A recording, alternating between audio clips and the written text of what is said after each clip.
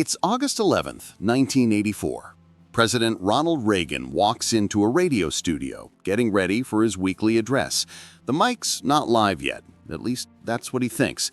He leans forward and jokes, "My fellow Americans, I'm pleased to tell you today that I've signed legislation that will outlaw Russia forever. We begin bombing in 5 minutes." The room laughs, but when that recording leaks, the world doesn't.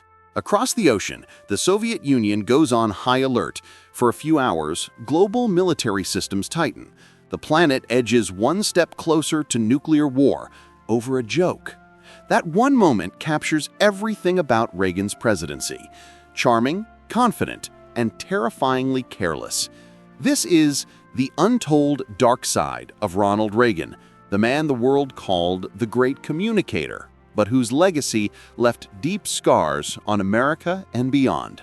Before the White House, before the fame, there was Hollywood. Reagan wasn't born into power. He was born in 1911 in a small Illinois town, the son of a struggling shoe salesman and an optimistic mother. But Reagan had something rare: confidence. He wanted to be seen, to be loved. By the 1930s, he'd made it to Hollywood. Bright lights, sharp suits, perfect hair. He wasn't the best actor, but he looked like America wanted to see itself. And during World War II, while other actors went to the front lines, Reagan stayed home, making military training films. His war was fought on camera. Then came the Red Scare, and that's where the mask began to slip.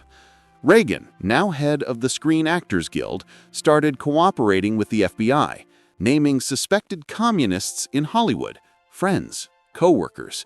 He told himself he was protecting America, but he was really building his political connections. It wasn't long before the actor found a bigger stage. 1964. America is changing. Civil rights marches, student protests, cultural rebellion. And into that chaos steps Reagan, with a smile that says, "Trust me." His speech, "A Time for Choosing," electrifies conservatives. 2 years later, he's governor of California. But his California wasn't all sunshine. He called student protesters bums, ordered police crackdowns at Berkeley, and rolled back social welfare programs. When the Black Panthers organized against police brutality, Reagan responded with fear and force, not understanding. He sold himself as the voice of order, but for many, that order came through tear gas and batons. Behind the scenes, corporate donors loved him. He was predictable, safe, friendly to business, the perfect product. By 1980, America was tired. High inflation, job losses, the Iran hostage crisis. Enter Reagan, calm, confident, movie star glow. His campaign slogan, "Let's make America great again." Yes, that's where it started. He promised a return to strength, to patriotism, to God and family values. People wanted hope, and Reagan knew exactly how to perform it. But here's the dark truth. His entire campaign was scripted like a film. Every line tested, every smile rehearsed. He didn't just sell policy, he sold a feeling. And America bought it, big time. When Reagan entered office, he declared, "Government is not the solution to our problem. Government is the problem." Sounds powerful, right? But in practice, it meant slashing the very systems that protected ordinary people. He called it Reaganomics, cutting taxes for corporations and the wealthy, deregulating industries, shrinking social programs. He called wealth would trickle down. It didn't. What trickled down was poverty. The national debt tripled, homelessness soared, mental health institutions were closed, leaving thousands on the streets. Wall Street boomed while working families struggled. Reagan's America looked good on TV, but behind the curtain, the middle class was collapsing. Reagan called the Soviet Union the evil empire. He poured billions into the military, pushing the arms race to the brink. He promised a Star Wars defense, satellites that could shoot down nukes, a fantasy that cost hundreds of billions. And then came that joke: "We begin bombing in 5 minutes." It was supposed to be funny, but in 1984, that humor could have started a real war. What's chilling is how normal this became. Nuclear fear turned into entertainment. Under Reagan, the Cold War wasn't just fought with weapons, it was fought with image. Now here's where the performance crashes. 1985, behind the scenes, Reagan's administration secretly sells weapons to Iran. Yes, the same Iran officially labeled a terrorist state. Why? To fund Contras, right-wing rebels in Nicaragua, fighting a leftist government. Congress had banned U.S. support for them. Reagan's people did it anyway.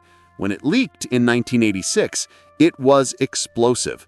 A network of secret deals, fake accounts, CIA operations, all under Reagan's watch.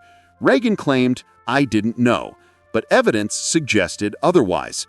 The honest leader was now the face of one of the biggest political scandals of the 20th century. Some aides went to prison. Reagan's reputation barely survived, thanks to his charm.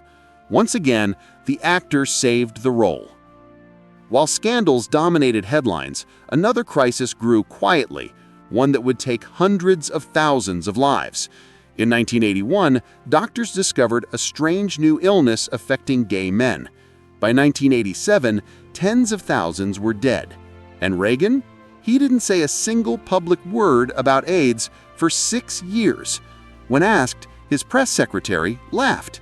His religious advisors called it God's punishment. Funding for research was blocked, delayed, ignored. That silence was deadly. Families lost loved ones while the president pretended nothing was happening. For the LGBTQ community, Reagan's family values meant abandonment. By the late 1980s, Reagan was old, frail, and smiling his way through speeches. The economy appeared strong on the surface. The Berlin Wall was falling, and Reagan got the credit. But history is complicated. The Soviet Union collapsed not because of Reagan's strength alone, but because of internal decay and decades of pressure. Yet Reagan took the bow. The actor got his final applause. Meanwhile, national debt exploded. Wealth inequality widened. The U.S. was more divided than ever, and the image of America as a moral leader began to crack. Reagan left office in 1989 with one of the highest approval ratings in history. To many, he was the man who saved America, but to those who lived through his policies, he left a trail of broken lives. The homeless crisis that started in his era still haunts American cities. The tax cuts he pioneered still fuel inequality. The political divisions he sharpened still define U.S. politics today. And that smile? It never faded.